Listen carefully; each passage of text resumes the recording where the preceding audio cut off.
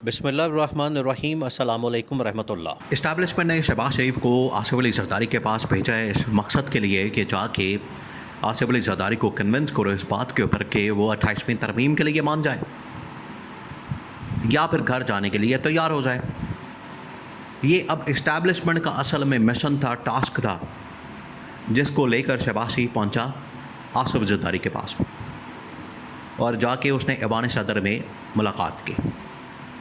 ये जो मुलाकात है ये बहुत बड़ी मुलाकात हुई, बहुत बड़ी मुलाकात, और वो मुलाकात बिल्कुल भी कामयाब नहीं हो सकी। जो शहबाज शरीफ को टास्क दिया गया था, जिम्मेदारी दी गई, उसको जो मिशन दिया गया कि तुमने जाके आसिफ अली जरदारी को कन्विंस करना, कायल करना है इस बात के ऊपर कि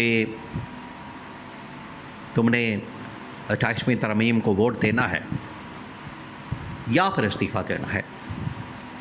तो ना आसिफ जरदारी 28वीं तरमीम के लिए माना, एग्री किया, ना ही वो इस्तीफ़े के लिए तैयार हुआ। तो इसका मतलब क्या?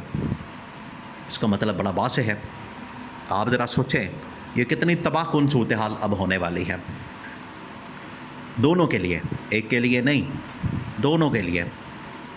क्योंकि अगर शहबाज शरीफ को ये टास्क दिया गया, मिशन दिया गया, देखिए शहबाज शरीफ को जब भी कोई टास्क दिया गया, मिशन दिया गया, काम दिया गया, हमेशा उसमें नाकामी का सामना करना पड़ा। हमेशा उसके अंदर कोई ना कोई रंग में भंग डाली गई। हमेशा इनका फेलियर, इनकी नाकामी, नालायकी, नाअहली सामने आई। आसिफ जरदारी को कन्विंस करने की बात हो, इंटरनेशनल लेवल के ऊपर मोहम्मद बिन सलमान को कन्विंस करने की बात हो,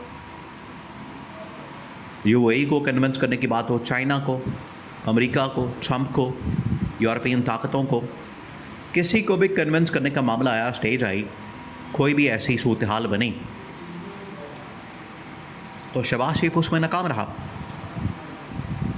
यूएई को कन्विंस करने के लिए कहा गया कि जो उसने $3.5 अरब मांगे हैं पाकिस्तान से वापस, उसको कहा जाए कि अभी ना बोले। शहबाज शरीफ गया वहाँ पर, मुलाकात की, जाके उसने यूएई को कायल करने की कोशिश की, लेकिन उसमें नाकामी का सामना करना पड़ा, तो फ़ायदा कोई नहीं हुआ। तो इस्टेब्लिशमेंट को इस बात का भी बड़ा दुख है। इसके अलावा मोहम्मद बिन सलमान के साथ मुआहदा करने की बारी आई, वो नहीं कर सका। फील्ड मार्शल ने जाके वो फिर मुआहदा किया और पैसे मांगे, $3.5 अरब फ़ौज के बदले में उन्होंने पैसे दिए।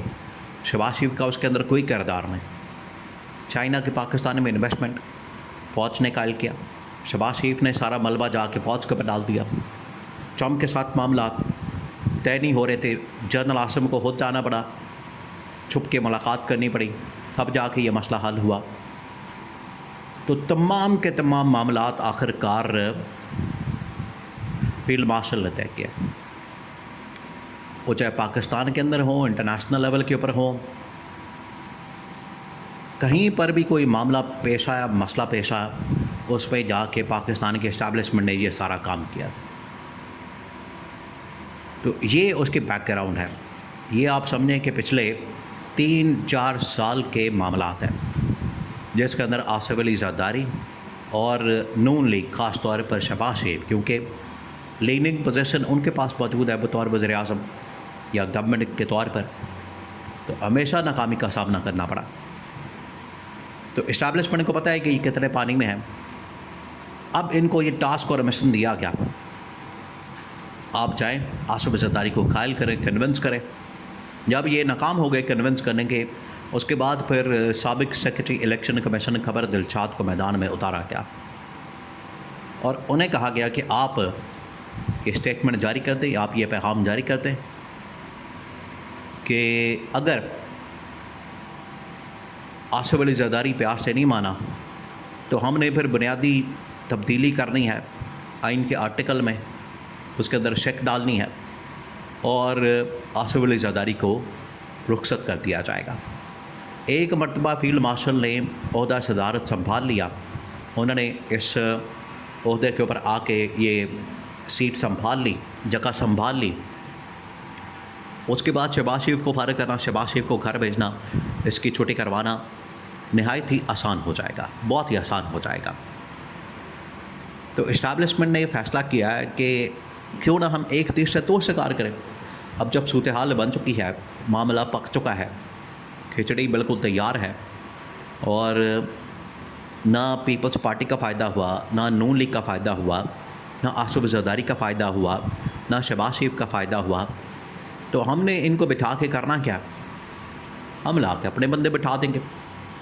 इनको भी जब चोरी के मैंडेट के साथ फॉर्म 47 के ऊपर मैंडेट का पटाखा मार के ही ला के बिठाना है, तो क्यों ना हम अपने बंदे ला के बिठा दें जो कि ज़रा भी चूंचा ना कर सके। जिसकी बेहतरीन एग्ज़ाम्पल दी जाती है कि मोहसिन नकवी को ला के बिठा दिया जाए, तो मोहसिन नकवी को जो कहा जाएगा, जो उसको व्हाट्सएप आएगा, जो उसको मैसेज आएगा, उसके ऊपर वो हाँ कर देगा, उसके ऊपर वो साइन कर देगा, उसके ऊपर अंगूठे लगा देगा। मसले वाली बात ही कोई नहीं, कोई चूंचा नहीं होगी, कोई रुकावट, कोई खलल, कोई मसला बिल्कुल नहीं होगा।